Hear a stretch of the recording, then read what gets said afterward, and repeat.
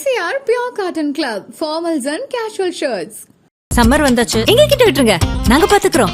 GT Holidays, South India's #1 travel brand. ரகங்கள் பலவிதம், ஒவ்வொன்றும் உலகத்தரம். தமிழக உற்பத்தியில் உங்கள் அனுஜ் ஸ்டைல்ஸ். அதனால் இது ஏதோ தேமுதிக மட்டுமே, திமுக மட்டுமே அப்படின்னு தனியாக எந்த கட்சியுமே நீங்கள் பார்க்க முடியாது. இன்றைக்கி திமுக கூட்டணி இவ்வளோ வலுவாக இருக்கு இல்லையா, அதில் ஒவ்வொரு கட்சிகளுக்கும் முரண்பாடு இருக்குது. கடந்த காலங்களில் கசப்புகள், பரஸ்பர கசப்புகள்லாம் இருந்தது உண்டு. அதையெல்லாம் பார்த்தா கூட்டணி அமைக்க முடியாது. பட் வடிவேலு பேசுறது ஒரு வடிவேலு திமுக உறுப்பினரா, அதனை ஒப்பீட்டுக்கே கொண்டு வரக்கூடாது. வடிவேலுக்கு வேணா அது சின்ன சங்கடத்தை கொடுக்கலாம். ஆனால் அரசியல் ஆர்வமுள்ள வடிவேலு அப்படி தொடச்சி விட்டு போயிடுவார். அரசியல்வாதிகள் அப்படிதான், வெக்கம் கெட்டது தான் அரசியல். தேர்தல் அரசியல் சுத்தமா வெக்கத்துக்கே இடமில்லை, விஷயமே இல்லை. அந்த கூட்டணி எப்படி ஜெல்லா இருக்கு அப்படின்றது பார்க்க ஒரு கசப்பு வர்ற அளவுக்குள்ள ரெண்டு கட்சிகளுக்கும் கடந்த சில வருஷங்களா ஒன்றும் பெருசா பகையெல்லாம் ஒன்றும் இல்லை. குறிப்பா விஜயகாந்த் மறைந்த போது முதலமைச்சர் நடந்து கொண்ட விதம், விஜய் அண்ணனுக்கு அவரோட தம்பியா உங்க அண்ணனோட மகனா ஒரு சின்ன ஒரு அட்வைஸ். விஜய் பிரபாகர் டிவிக்கு ஒரு அட்வைஸ் பண்றாரு விஜய் அண்ணாக்கு அப்படின்னு சொல்லி காங்கிரஸ் டார்கெட் பண்ணி சொல்றாரு, அவங்கள நம்பாதீங்க அப்படின்ற சொல்லும்போது இப்போ திமுக காங்கிரஸ் இந்த கூட்டணிக்குள்ளேயே தேமுதிக, இந்த பக்கம் அதிமுக பாஜக கூட்டணி ஒரு பக்கம் இருக்காங்க. ஒரு வேல்யூ அப்படின்றது ஏன்னா இது இன்னுமே நிறைய முன்பு இருந்ததை விட அதிமுக அணி வலுவாகி இருக்குங்கிறத மறுக்க முடியாது. டாக்டர் அன்புமணியினுடைய வருகை அந்த வகையில் அதிமுக அணி வலுவாகி இருக்குங்கிறத நான் மறுக்க மாட்டேன். ஆனால் வீழ்த்துவதற்கு போதுமா, எதிர்க்க போதுமானது, வீழ்த்தணும்ல, அதுக்கு இது போதாதுன்னு நினைக்கிறேன். அதனால அவங்களும் தேமுதிக வலை வீசிக்கிட்டு இருந்தாங்க, விஜய் வருவாரான்னு காத்துக்கிட்டு இருந்தாங்க. அதனால இனிமேல் களச்சூழல் தான் அவங்களுடைய வெற்றியை நோக்கிய பயணத்தை வேகப்படுத்தணும். அதிமுக கூட்டணி பலம்னு பார்த்தா திமுக தான் அட்வான்டேஜாக இருக்கும். எம்ஜிஆர் ஜெயலலிதா ஆசையோட இந்த ஆட்சி தொடரும், திமுக ஆட்சி தொடரும், முதலமைச்சராக ஸ்டாலின் மீண்டும் வருவார்னு சொல்லி ஐயப்பன் பேசியிருக்காரு. நீங்களும் உள்ளதா இருந்தீங்க. அவருடைய தமிழக மக்கள் இன்றைக்கு என்ன நினைத்து கொண்டு இருக்காரோ அதை அவர் சொல்லியிருக்காரு. ஓபிஎஸ் உடைய அரசியல் வாழ்க்கையில் ஒரு கரும்புள்ளின்னு தான் நான் சொல்றேன். அதாவது முதலமைச்சரை போய் சந்திக்கிறது குற்றம் கிடையாது. ஆனால் கடைசி காலம் வரைக்கும் திமுகவை அரசியல் எதிரியாக பாவித்த எம்ஜிஆரும் ஜெயலலிதாவுடைய ஆன்மாக்களின் ஆசீர்வாதத்தோடெல்லாம் சொல்ற அதிகாரம் ஐயப்பனுக்கும் கிடையாது. அதை என்டார்ஸ் பண்ணுகிற அதிகாரம் ஓபிஎஸ்க்கும் கிடையாது. திமுகவிலே இணைஞ்சிட்டாருன்னா, நான் திரும்ப சொல்றேன், அவருடைய தனிப்பட்ட வாழ்க்கையிலையும் அரசியல் வாழ்க்கையிலும் அது மிகப்பெரிய கரும்புள்ளியா வந்துருக்காங்க. சார் வணக்கம். சார், இந்த நாட்கள் நகர நகர இந்த ட்விஸ்ட் அண்ட் டர்ன்ஸ் அப்படின்றதெல்லாம் பயங்கரமாக இருக்குது அப்படின்றத பார்க்குறோம். ஏன்னா தேமுதிக இன்னைக்கு டாக் ஆஃப் த டவுனாக இருக்குது. காரணம், ரொம்ப நாளாக நாங்கள் சொல்கிறோன்னு சொல்லிக்கிட்டே இருந்தாங்க. தடால் அடியாக இன்னைக்கு திமுக கூட்டணி அப்படின்னோடனே இது விஜயகாந்த் இருந்தப்பவே எடுத்திருக்க வேண்டிய ஒரு முடிவு அப்படின்ற மாதிரிலாம் பேசியிருக்காங்க. பட்டு களத்தில் பார்க்கும்போது கடந்த காலங்களில் விஜயகாந்த் அவர்களை வடிவேல் அவர்கள் எவ்வளவு விமர்சனம் பண்ணார், எப்படியெல்லாம் பேசினார் அப்படின்ற இந்த ட்ரோல்ஸ் அப்படின்றதெல்லாம் பார்க்க முடியுது. முதல்ல இந்த கூட்டணி ஜெல்லானதை பற்றி எப்படி பார்க்குறீங்க சார்? கடந்த கால கசப்புகளை அது சின்னதாக இருந்தாலும் பெருசாக இருந்தாலும் யார் பேசினாலும் அணிகள் அமைக்க முடியாது. அல்லது அதில் நீங்கள் உறுதியாக இருந்தீங்கன்னா எங்களுக்கு சுயமரியாதை இருக்குது, எந்த காலத்துலையும் நாங்கள் அதை விட்டு கொடுக்க மாட்டோம் அப்படிலாம் நீங்கள் நினச்சிங்கன்னா தனிச்சு தான் கடைசி வரைக்கும் போட்டியிடணும். அதனால் இது ஏதோ தேமுதிக மட்டுமே, திமுக மட்டுமே அப்படின்னு தனியாக எந்த கட்சியுமே நீங்கள் பார்க்க முடியாது. இன்றைக்கி திமுக கூட்டணி இவ்வளோ வலுவாக இருக்கு இல்லையா, அதில் ஒவ்வொரு கட்சிகளுக்கும் முரண்பாடு இருக்குது. கடந்த காலங்களில் கசப்புகள், பரஸ்பர கசப்புகள்லாம் இருந்தது உண்டு. அதையெல்லாம் பார்த்தா கூட்டணி அமைக்க முடியாது. பட் வடிவேலு பேசுறது ஒரு பிரச்சாரத்துக்கு ஒரு நடிகரை பயன்படுத்துகிறாங்க. அவர் தனிப்பட்ட பேசினா வடிவேலு திமுக உறுப்பினரா, அதனை ஒப்பீட்டுக்கே கொண்டு வரக்கூடாது. வடிவேலுக்கு வேணா அது சின்ன சங்கடத்தை கொடுக்கலாம். ஆனால் அரசியல் ஆர்வமுள்ள வடிவேலு அப்படி தொடச்சி விட்டு போயிடுவார். அரசியல்வாதிகள் அப்படிதான், வெக்கம் கெட்டது தான் அரசியல். தேர்தல் அரசியல் சுத்தமாக வெக்கத்துக்கே இடமில்லை. அதனால் அதை ஒரு பெருசாக எடுத்துக்கணும்னு அவசியம் இல்லை. வடிவேலு திமுகவில் பெரிய என்ன அமைப்பு செயலராக இருக்காரா, இல்லை துணை பொதுச் செயலராக இருக்காரா, உறுப்பினர் கூட கிடையாது எனக்கு தெரிஞ்சு. பிரச்சாரத்துக்கு கூப்பிட்டாங்க, பயன்படுத்திக்கிட்டாங்க, அவ்வளோதான். அது அந்த நேரத்தில் தனக்கு எதிர்த்தரப்பில் கவனிக்க தகுந்த எதிரியாக இருந்த விஜயகாந்த் ஒரு மாதிரி குறி வச்சு அவர் பிரச்சாரம் பண்ணார். தவிர தனிப்பட்ட முறையில் என்ன வாக்கிய தகராறும் இல்லை, வரப்பு தகராறும் இல்லை. அது விஷயமே. அப்போ அந்த கூட்டணி எப்படி ஜெல்லா இருக்கு அப்படின்றது பார்க்குறீங்க சார்? 2 நாள் தானே சார் ஆயிருக்கு, அதுக்குள்ள ஜெல்லுகள் இல்லை. ஜெல் மீன்ஸ் ஒரு கசப்பு வர்ற அளவுக்குள்ள ரெண்டு கட்சிகளுக்கும் கடந்த சில வருஷங்களா ஒன்றும் பெருசா பகையெல்லாம் ஒன்றும் இல்லை. இன்னும் சொல்லப்போனால் விஜயகாந்த் கட்சியை தொடங்குற போது 2 பேரும் சரியில்லைன்னு சில கடுமையான வார்த்தைகளை பயன்படுத்தினார். பொது மேடைகளில், தனிப்பட்ட பேட்டிகளில், பத்திரிகையாளர் சந்திப்பில் அதிமுக திமுகவுக்கு மாற்று நான் தான்றதை வலியுறுத்துறதுக்காக அந்த இரு கட்சிகள் மீதும் கடுமையான விமர்சனங்களை வச்சவர். அதில் ஒன்னோடைய காலம் அவரை போய் சேர்க்க வச்சது. அவர் காலத்துக்கு பிறகு மீதமுள்ள ஒரு கட்சியிலையும் காலம் கொண்டு போய் சேர்த்துருக்கு தேமுதிகவை. அப்படிதான் நான் பார்க்குறேன் அதை. இதில் அதற்கு பிறகு எடுத்துக்கிட்டிங்கன்னா அந்த மேம்பால இஷ்யூலாம் இப்போ பேசுகிறாங்கல்ல, அதெல்லாம் எத்தனையோ வருஷமாகி போச்சு. சமீப பல ஆண்டுகளாக கசப்போ எதிர்ப்போ வெறுப்போ தேமுதிகவுக்கு திமுகவுக்கு இடையில நான் கவனிக்கலை. குறிப்பாக விஜயகாந்த் மறைந்த போது முதலமைச்சர் நடந்து கொண்ட விதம் கடந்த 5 ஆண்டுகால ஸ்டாலின் அந்த இடத்துலையும் வெளிப்பட்டார். பெருந்தன்மையை காமிச்சு ஒரு முறைக்கு இருமுறை அந்த நிகழ்வில் கலந்துக்கிட்டு இறுதிச் சடங்குல கலந்துக்கிட்டு அப்படின்னு அந்த விஜயகாந்துக்கும் திமுகவுக்குமான ஒரு பிணைப்புன்னு ஒன்று இருக்குது. நம்ம வெறுப்பு அவர் பேசின வார்த்தைகள் அரசியல் ரீதியாலாம் பேசுகிறோம்ல, அதை தாண்டி 95 அதிமுக ஆட்சி இல்லையா, 91 96 ஜெயலலிதா முதலமைச்சர், வலுவான முதலமைச்சர். அதை பற்றிலாம் கவலையே படாமல் நடிகர் சங்க தலைவராக இருந்த விஜயகாந்த் கலைஞர் அழைச்சிட்டு வந்து அவருக்கு தங்கப்பேனா கொடுத்தார். இயல்பாகவே கலைஞர் மேலே, தமிழால் கலைஞர் மேலே ஒரு பற்று கொண்டவர் விஜயகாந்த். அப்படிலாம் நம்ம ஏதோ இது கட்டுறதுக்காக சொல்லலை. நீங்கள் வெறுப்புன்னு பார்த்தா அதையும் தான் பின்னாடி திரும்பி பார்க்கணுங்கிறதுக்காக சொல்கிறேன்.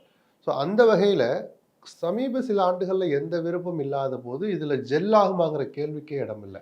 இறங்கி உற்சாம வேலை செய்கிறாங்களா, இவங்க கேட்ட எண்ணிக்கையில் தொகுதி கிடைக்குதா, கேட்ட தொகுதிகள் கிடைக்குதா, அந்த தொகுதியை காத்திருந்து எதிர்பார்த்த திமுக ஒன்றியச்சாளரோ நகரச்சாளரோ என்ன பாடுபடுவான், இதைத்தான் நீங்கள் இந்த கசப்புகள் எவ்வளோ சீக்கிரம் மறைன்னு பார்க்கலாம். அது எல்லாருமே பொருந்தும். இல்லை, இப்போ ரீசெண்டாக கடலூரில் தேமுதிக மாநாட்டில் பேசும்போது கூட விஜய் பிரபாகர் வந்து டிவிகேக்கு ஒரு அட்வைஸ் பண்ணுறாரு விஜய் அண்ணாக்கு அப்படின்னு சொல்லியே அதில் குறிப்பிட்டு சொல்லும்போது காங்கிரஸை டார்கெட் பண்ணி சொல்கிறாரு, அவங்கள நம்பாதீங்க அப்படின்ற சொல்லும்போது இப்போ திமுக காங்கிரஸ் இந்த கூட்டணிக்குள்ளேயே தேமுதிக அப்படிங்கும்போது காங்கிரஸை நம்பாதீங்கன்னா அவருக்கு ரொம்ப ஒரு கிட்ட போயிட்டு வெற்றி தவற விட்டவர். அதில் பல சதிகள் இருந்ததுன்னு அப்போ அவங்க குற்றம் சாட்டினாங்க, நீதிமன்றத்தில் வழக்கே தொடுத்தாங்க. அந்த வழியின் காரணமாக விஜய் பிரபாகர் அப்படி சொல்லியிருக்கலாம். ஏதோ காங்கிரஸ் என்ன கொள்கை எதிரியா அப்படிலாம் ஒன்றும். அதான் கொஞ்ச நேரம் முன்னாடி நான் என்ன சொன்னேன், திரும்பி பார்த்தா கூட்டணி வைக்க முடியாது. அப்படி காங்கிரஸ் கட்சியினுடைய வேட்பாளராக இருந்த மாணிக்கம் தாக்கூர் என் வெற்றியை சட்டவிரோதமாக தட்டி பறித்து விட்டார். அந்த மாணிக் தாக்கூர் காங்கிரஸில் இருக்கும் வரை அந்த காங்கிரஸ் அங்கம் வகிக்கிற திமுக கூட்டணியில் இணைய மாட்டோம்னு கூறிய கொள்கை பிரகடனம்லாம் செய்ய முடியுமா? செஞ்சுருக்கணும், நீங்கள் சொல்கிறத சீரியஸாக எடுத்துக்கிட்டா. அதனால தான் அதையெல்லாம் சீரியஸாக எடுத்துக்காதீங்கிற. இப்போ இந்த கூட்டணி பேலன்ஸ் அப்படின்றது எப்படி இருக்குது சார்? இப்போது திமுக கூட்டணிக்குள்ளே அடிஷ்னலாக தேமுதிகவும் ஃபிட்டின் ஆகிட்டாங்க. இந்த பக்கம் அதிமுக பாஜக கூட்டணி ஒரு பக்கம் இருக்காங்க. ஒரு வேல்யூ அப்படின்றது ஏன்னா இது இன்னுமே நிறைய காம்படிஷன் இருந்ததை விட அதிமுக அணி வலுவாகி இருக்குங்கிறத மறுக்க முடியாது. டாக்டர் அன்புமணியினுடைய வருகை, ஏன் அன்புமணின்னா அவர் 2ஆக பிளவுபட்டது நம்ம சொல்லலாம். நீதிமன்றங்களில் டாக்டர் ராமதாஸுக்கு கிடைக்கிற தொடர் பின்னடைவுகள், மேலெழுந்த வாரியாக பார்த்தா கூட அன்புமணியின் பக்கம் சாய்ந்திருக்கிற 50% அதிகமான நிர்வாகிகள். ஸோ கட்சி அவர்கிட்ட இருக்கும் அப்படிங்கிற தோற்றத்தை ஏற்படுது. நிச்சயம் டாக்டர் ராமதாஸும் ஒரு தாக்கத்தை ஏற்படுத்துவார். ஏன்னா வன்னியர் சங்கம்னு இருக்கிற பழைய காலத்து ஆட்கள், பாமகவிலேயே இருக்கிற ராமதாஸ் மீது அபிமானம் கொண்டவர்கள்னு அவர் பின்னாலும் இருக்கிறாங்களே தவிர பெருவாரியானவர்கள் அன்புமணி பின்னால் இருக்கிறார்கள்னு சொல்கிற அந்த அன்புமணி அதிமுக அணிக்கு வந்தது. எந்த காலத்திலும் எடப்பாடியை ஏற்க மாட்டேன்னு சூழலைத்த தினகரனே வந்து அதிமுக அணியில் NDA அணியில் இடம்பெற்றது. இதையெல்லாம் வச்சு அடுத்தடுத்து அதிமுக மையப்படுத்திய பேச்சுக்கள் கடந்த 10 நாள் முன்னாடிலாம் நடந்துட்டு இருந்தது. அந்த வகையில் அதிமுக அணி வலுவாகி இருக்குங்கிறத நான் மறுக்க மாட்டேன். ஆனால் வீழ்த்துவதற்கு போதுமா, எதிர்க்க போதுமானது, வீழ்த்தணும்ல, அதுக்கு இது போதாதுன்னு நினைக்கிறேன். அதனால அவங்களும் தேமுதிக வலை வீசிக்கிட்டு இருந்தாங்க, விஜய் வருவாரான்னு காத்துக்கிட்டு இருந்தாங்க. அதனால இனிமேல் களச்சூழல் தான் அவங்களுடைய வெற்றியை நோக்கிய பயணத்தை வேகப்படுத்தணும். அதிமுகவுக்கு கூட்டணி பலம்னு பார்த்தா திமுக தான் அட்வான்டேஜாக இருக்கும். இப்போ தேமுதிக கூட்டணிக்குள்ளே வந்தப்போ மற்ற கட்சிகளும் வந்து வரவேற்கிறதா அந்த அறிக்கையெல்லாம் பார்க்க முடியுது, ரொம்ப சந்தோஷமா. பட் உள்ளுக்குள்ள ஒரு கான்ஃப்ளிக்ட் இருக்கும் இல்லையா சார்? ஏன்னா இன்னொரு கட்சி ஆட் ஆகும்போது சீட் ஷேரிங்ல இன்னொரு கட்சி வருகிற போது எங்களுக்கு கொடுத்த இடங்கள்ல கை வைக்காதீங்க அப்படின்னு தான் எந்த கட்சியும் பார்ப்பாங்க. சரி, அப்படி பார்த்தா தேமுதிகவுடைய வருகை அதில் இடம்பெற்றுக்கிற அத்தனை கட்சிகளுக்கும் பிரயோஜனமாக தானே இருக்க போது. நாங்கள் போட்டியிடுகிற தொகுதிகளில் தேமுதிகவுடைய வாக்குகள் எங்களுக்கு தேவையில்லை. திருமாவளவனோ இடதுசாரிகளோ முஸ்லீம் இயக்கங்களோ வேல்முருகன் வரைக்கும் சொல்ல முடியுமா? பன்ருட்டியில் விடுதலை தேமுதிகவுக்கு எவ்வளோ ஆதரவு இருக்குன்னு கடலூர், விழுப்புரம் மாவட்டங்களில் நம்ம பார்த்தோம்ல விஜயகாந்த் காலத்துல இருந்து. அதனால விருதாச்சலத்தில் போய் நின்னார். ஒரு கட்சியினுடைய வருகை எல்லோருக்கும் பலனளிக்கிற போது முகம் சுளிக்கிறதுக்கு அங்கே வேலையே இல்லை. எங்கள் இடத்துல கை வச்சிடாதீங்க அப்படின்னு தான் பார்ப்பாங்க. ஏன்னா முழுக்க முழுக்க திமுகவை தாங்க வேண்டிய ஒரு சூழலாக இருக்குது. அவர்கள் போட்டியிட்ட இடங்களை குறைச்சிக்க வேண்டிய கட்டாயத்தில் இருக்கு. திமுகவுக்கும் அது பிரயோஜனம் தான். இப்போ இன்னும் நடக்கக்கூடிய சூழ்நிலை, ஓபிஎஸ் அவர்கள் வந்து முதலமைச்சர் ஸ்டாலின் அவர்களை சந்திக்கிறாரு. சட்டமன்றத்திலேயே அவருடைய ஆதரவு எம்எல்ஏ வந்து எம்ஜிஆர் ஜெயலலிதா ஆசியோடு இந்த ஆட்சி தொடரட்டும்னு வாழ்த்துக்களை எல்லாம் தெரியும். ஒரு நேற்று நடந்த நிகழ்வு ஒரு ஓபிஎஸ் அரசியல் வாழ்க்கையில ஒரு கரும்புள்ளின்னு தான் நான் சொல்லுவேன். அதாவது முதலமைச்சரை போய் சந்திக்கிறது குற்றம் கிடையாது, திமுக தலைவர் ஸ்டாலினை சந்திக்கிறதும் குற்றம் கிடையாது. நான் மரியாதை நிமித்தம் சந்திச்சேன்னு சொல்லலாம், 5 ஆண்டுகள் நிறைவு செஞ்சிருக்காரு, வாழ்த்து சொல்ல போனேன்னு கூட சொல்லலாம், தப்பு இல்லை. பூட்டி அறைகளுக்குள்ள சட்டமன்ற குறிப்புகள்ங்கிறது வரலாற்று ஆவணம். அதில் நீங்கள் மீண்டும் முதலமைச்சராக வாழ்த்துக்கள்லாம் கூட ஐயப்பன் நாளைக்கு திமுகலையோ திமுக அணியிலையோ இணைந்து போட்டியிட்டு ஜெயிக்கிறத பற்றி யாருக்கு எந்த ஆட்சேபனையும் இல்லை. ஆனால் கடைசி காலம் வரைக்கும் திமுகவை அரசியல் எதிரியாக பாவித்த எம்ஜிஆரும் ஜெயலலிதாவினுடைய ஆன்மாக்களின் ஆசீர்வாதத்தோடெல்லாம் சொல்கிற அதிகாரம் ஐயப்பனுக்கும் கிடையாது, அதை என்டார்ஸ் பண்ணுகிற அதிகாரம் ஓபிஎஸ்க்கும் கிடையாது. அதனால தான் அவருடைய அரசியல் வாழ்க்கையில் கரும்புள்ளின்னு சொன்னேன். சரி, ஐயப்பன் பேசினார்னு விட்டுருக்கலாம். அவர் எனக்கு என்னமோ நேற்று ஓபிஎஸ்க்கு சந்திராஷ்டமம்னு நினைக்கிறேன். நேற்று நல்ல நாளாக அமையலை. ஏன்னா அதை அப்படி அவர் ஹேண்டில் பண்ணியிருக்க கூடாது. ஐயப்பன் பேசுனது வெளியில் வந்து இவரும் என்டார்ஸ் பண்ணுறார். மக்களுடைய மனநிலை திமுக ஆட்சிக்கு வரும் சொல்லியிருந்தா கூட பரவாயில்ல, அது அல்லது அந்த நாளில் வெளியில் வந்து அவர் பத்திரிகையாளர்களை சந்திக்கிறத தவிர்த்து இருக்கணும். ஒரு எம்எல்ஏ பேசினாருங்கன்ட்டு கடந்து போயிருக்கலாம். இவரும் அதை என்டார்ஸ் பண்ணும் போது தான் அப்போ ஜெயலலிதாவுடைய ஆசீர்வாதம் எப்படி கிடைக்கும் திமுக ஆட்சி மீண்டும் அமைய? இது ஒரு பார்வை. இப்போ ஓபிஎஸ்க்கு என்னதான் ஆப்ஷன் இருக்கு?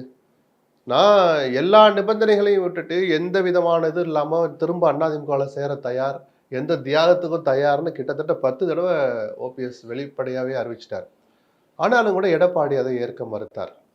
அது ஒரு காரணம். இவர் வேற ஆப்ஷனை தேடி போய் தான் ஆகணும். அதுக்காக அவர் காய் வெட்டி கட்டிட்டு காசிக்கு போகணும்னு யாரும் எதிர்பார்க்க முடியாது. என்ன பண்ணியிருக்கலாம், ஒரு அமைப்பை ஏற்படுத்தி, ஏற்கனவே இருக்கிறது அதிமுக உரிமை மீட்பு, அதை வச்சுக்கிட்டு திமுக அணியில போய் சேர முடியாது. அது கேட்கும்போது வெக்கத்துக்கு இடம் இல்லைன்னு சொன்னேன், ஆனால் ஒரு கூச்ச நாச்சமாவது வேணாமா அப்படின்னு ஒரு கேள்வி வந்துடும். அதனால வேற ஒரு அமைப்பு என்னத்தையாவது ஒரு காமாசமா ஒரு பேரை வச்சுக்கிட்டு போய் கூட்டணி சேர்ந்தா கூட அதை ஒரு மாதிரி ஏத்துக்கலாம். நான் காத்திருந்து பார்த்தேன், எடப்பாடி என்னை ஏத்துக்கல, வேற எனக்கு என்ன வழி கேட்கலாம். அது ஒரு ஆப்ஷன், விஜய் ஒரு ஆப்ஷன் அப்படின்னு. ஆனா அவர் திமுகலே சேருவாரோன்னு இன்னும் எதுவுமே உறுதிப்படுத்தப்படலை. நேற்று அவர் புலகாங்கிதப்பட்டாருன்னா திமுக சேர்ந்தா கூட ஆச்சரியம் இல்லையோன்னு தோணுது. அந்த மாதிரி தான் அப்படி சேர்ந்தால் இல்ல இன்னும் உறுதிப்படுத்தப்படும், அறிவிக்கணும். நடக்கிற சூழ்நிலை 1000 சொல்லலாம் சார், 2 பேரும் அறிவிக்கணும்ல. இன்று திமுகவில் தன்னை இணைத்துக் கொண்டார், அந்த சால்வையை போட்டு அந்த போட்டோ அறிவாலயத்தில் பார்த்தா தானே நம்ம அதை உறுதிப்படுத்த முடியும். திமுகலே இணைஞ்சிட்டாருன்னா நான் திரும்ப சொல்றேன், அவருடைய தனிப்பட்ட வாழ்க்கையிலையும் அரசியல் வாழ்க்கையிலும் அது மிகப்பெரிய கரும்புள்ளியா வந்து மாறும். ஏன்னா மரியாதை கிடைக்கும், ஜெயிக்கலாம், ஏதோ சபாநாயகராக போறதாலாம் தகவல் வருது. நீங்க வந்து உட்காருங்க, எடப்பாடி உங்களை பார்த்து டெய்லி கும்பிடணும் அப்படிங்கிறாங்க. இதெல்லாம் கேட்க சுவாரஸ்யமா இருக்கும். தனிப்பட்ட ஓபிஎஸ், எந்த ஓபிஎஸ்? ஓபிஎஸ்ங்கிற பேரை நீங்க, நான், இவர், அவர், கேமராமேன், கீழே இருக்கிற வாட்ச்மேன் எல்லாரும் தெரிய வச்சது யாரு? ஜெயலலிதா. அந்த ஜெயலலிதா கொடுத்த என்ன சொல்றது அங்கீகாரம் தான் அவரை முதல் முறை எம்எல்ஏ, நகராட்சி தலைவராக இருந்தவரை எம்எல்ஏவாக்கி, முதல் முறையாக அமைச்சராக்கி, அந்த முறையை முதலமைச்சராக்கி, ஒரு முறைக்கு 3 முறை முதலமைச்சராக்கின்னு இவ்வளவையும் செய்த ஜெயலலிதாவுக்கு அதிமுகவுக்கு துரோகம் செய்கிற மாதிரி அதுக்கு நேர் எதிரான கட்சியில போய் சேர்றதுங்கிறது கொஞ்சம் ரொம்ப ஆக்வேர்டா இருக்கும். அப்ப அந்த அளவுக்கு பதவி உங்களுக்கு வேணுமா அப்படின்னு கேள்வி வரல. எந்த பதவி ஓபிஎஸ் பார்க்கல? உச்சபட்ச பதவி முதலமைச்சருங்க. எத்தனையோ பேர் தவம் கிடக்குறாங்க. கடைசி காலம் வரைக்கும் வைகோ ரெட் லைட் கார்ல போகவே முடியல. மூப்பனாருக்கு அந்த குடுப்பனையே இல்லை. எத்தனையோ முதலமைச்சர்களை உருவாக்கிய மூப்பனார் இந்தியா முழுக்க ஒரு ரெட் லைட் கார்ல போகவே முடியல. கேபினட் மினிஸ்டர் கூட அவர் ஆகலை, ஆக விரும்பல, அல்லது அவர் ஜாதகத்தில் இடம் இல்லைன்ட்டு போயிடலாம். இப்படி ஜாம்பவான்களுக்கெல்லாம் வாய்க்காத ஒரு இடம் 3 முறை ஓபிஎஸ்க்கு வாய்ச்சது இந்த இயக்கத்தால், ஜெயலலிதாவால். அதுக்கு நேர் மாறா போய் இன்னொரு இயக்கத்தில் சேர்றதுங்கிறது ஒரு என்ன சொல்றது வெட்கம் கெட்ட செயல்னு கடுமையான விமர்சனங்கள்லாம் வரதான் போகுது. அதை நம்ம தள்ளி நின்று வேடிக்கை பார்ப்போம். என்னை பொறுத்த வரைக்கும் அது கொஞ்சம் திரும்ப சொல்றேன், யோசிக்கவே ஆக்வர்டா இருக்கு. இது ஒரு பார்வை. இன்னொரு ஆப்ஷன், இன்னொரு பார்வை, ஓபிஎஸ்க்குன்னு ஒரு செல்வாக்கு இருக்க நான் மறுக்க மாட்டேன். அவர் சார்ந்த சமுதாயத்தை மத்தியில், முக்குளத்தூர் சமுதாயத்தில் அவர் ஒரு முடிவு எடுத்தால் அவர் பின்னாடி நம்ம ஆதரிக்கணும் அப்படின்னு. அவர் விஜயோட சேர்ந்தா அவர் பின்னால் இருக்கிற 100 பேர்ல ஒரு 70 பேர் 80 பேர் விஜய் கிட்ட அவர் கொடுக்க போவானே தவிர, அதே திமுகவில் போய் இணைஞ்சிட்டாருன்னு வச்சுக்கோங்க. இவர் ஒரு கட்சி ஆரம்பிச்சு திமுகவோட கூட்டணி வச்சா அந்த 100 பேர்ல 30 பேராவது போவான். திமுகவில் இணைஞ்சிட்டாருன்னா 100ல் 3 பேராவது போவாங்களான்னு ஓட்டு டிரான்ஸ்ஃபர் ஆகுமா? ஏன்னா இயல்பாகவே முக்குளத்தோருக்கும் திமுகவுக்கும் கொஞ்சம் டிஸ்டன்ஸ் அதிகம், இயல்பா நான் சொல்றேன். அதுக்காக நம்ம முக்குளத்தூரில் மந்திரிங்க இல்லையா திமுகவில், அவங்க குடும்பங்கள் இல்லையா, சொந்த பந்தம் இல்லையா, ஜெயிச்சு ஆட்சியவே பிடிக்கலையா, அதெல்லாம் வேறு. நான் பொதுவான பார்வை சொல்கிறேன். இப்போ அப்படி ஒரு சூழலை எடுத்துக்கிட்டு அந்த பதவி உங்களுக்கு அவசியமான ஒரு கேள்வி வந்தால் ஓபிஎஸ் என்ன பதில் சொல்ல போகிறாருன்னு தெரிஞ்சுக்க நானும் ஆர்வமாக தான் இருக்கிறேன். மற்றபடி அவர் இவ்வளவு கெஞ்சின பிறகும் அவர் என்டிஏக்குள்ளே சேர்த்திருந்தா இந்த சூழலாம் வந்திருக்காது. எடப்பாடிக்கும் இதில் பங்கு இருக்குன்னு தான் நான் சொல்லுவேன், மறைமுக பங்கு. MCR Pure Cotton Club, formals and casual shirts.